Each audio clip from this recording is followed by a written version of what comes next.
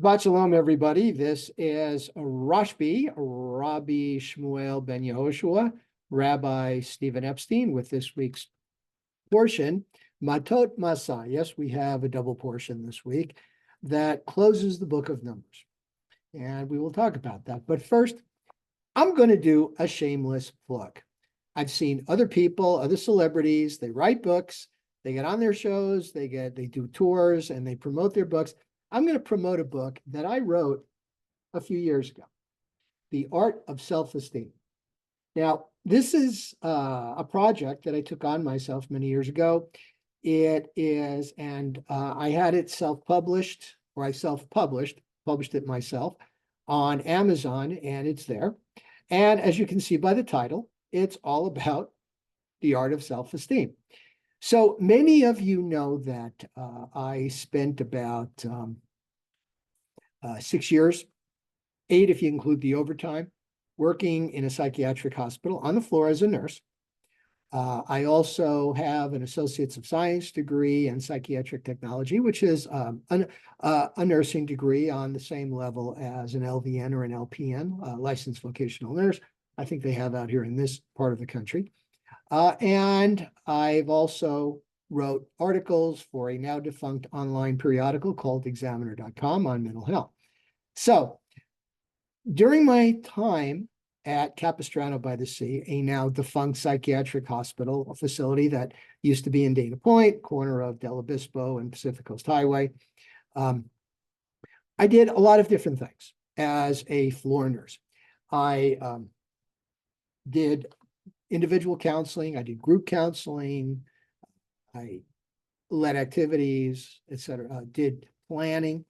So throughout the course of that experience, I learned a lot. I listened to a lot of people. There were a lot of people going for doctorate degrees, and we used to have service meetings where where in service is what they called, where you have to do some type of learning every year to keep up with your license. And I learned a lot about self-esteem, and it occurred to me that perhaps self-esteem is the one most critical issue in mental health. And this, of course, is just my opinion. And I wrote a book about it, how when a lot of the things we do, a lot of the decisions we make is based on how we feel about ourselves, about respect. And as you've noticed, throughout my career as a rabbi, I've incorporated that with a lot of Jewish principles because I believe it's key. I believe that we could spend days, weeks, years discussing how self-esteem affected Moses and Aaron, how self-esteem affected King David, how self-esteem might have affected the prophets, how they felt about themselves and their willingness to confront blasphemy, idolatry, people straying from the covenant, things like that. It's all about ego, and ego is all about self-esteem. So again, here's my book. It's available on Amazon, either to purchase as a contained book, or if you prefer, it's available on Kindle. So $14.99, can't go wrong, okay? All right, there's my plug. And there's kind of a lead into what we're going to discuss today. Because Matot-Masei, this is a double portion that concludes the book of Numbers. And basically, it opens with sort of, once again, a recap of the various tribes.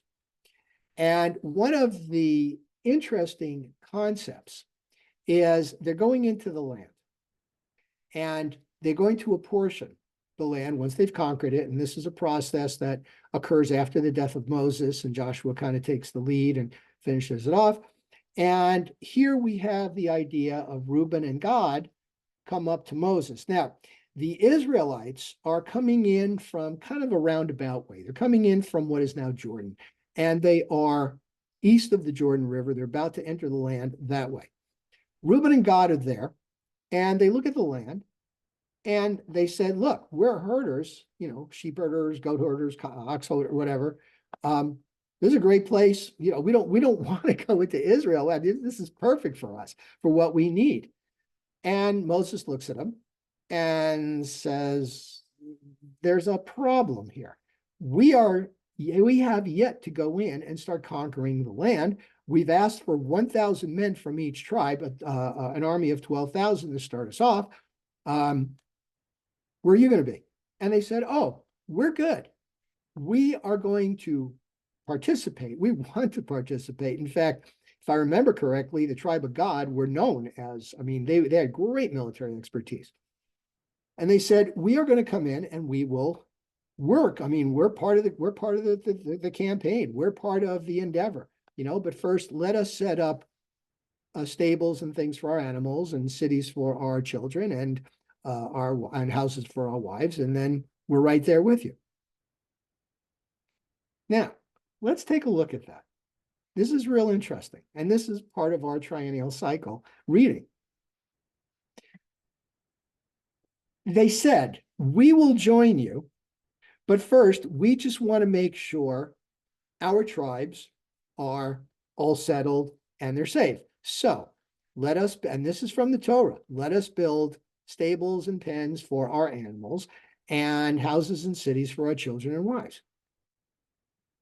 I'm pausing to let that sink in for a minute, because what did they do? And remember, in the Torah, everything matters. There is nothing superfluous, nothing like random. It's all there for a reason. The tribes of Reuben and Gad put their animals before they put their wives and kids. In fact, they left wives for last.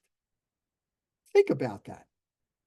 Moses, I think, thought about it because he said, okay, as long as you've committed to being part of the army, being part of the campaign, yeah, you can do it. So, we'll apportion land out here for Reuben, Gad, and half of the tribe of Manasseh. Half of the tribe of Manasseh. Where'd that come from? The tribe of Manasseh is not recorded in the Torah as asking for some of that land. However, two of the, I believe the 6 clans or 8 clans, you cram a lot of information in this and what happens, you start losing stuff. Okay, so 2 of the clans of Manasseh were included in that part of the land, in allocating that land. And I seem to remember one of the sages saying that the reason that Moses included those clans of Manasseh, he asked them, he said, keep an eye on these 2, would you? Reuben tends to be, we've had the blessings. Reuben lost the opportunity to be the firstborn because he was just so headstrong and didn't think through things.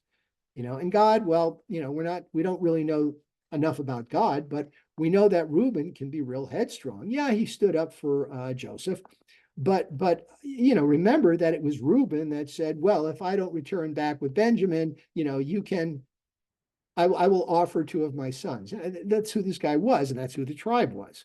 So, Moses wanted to make sure maybe that, you had some clear heads looking out and making sure.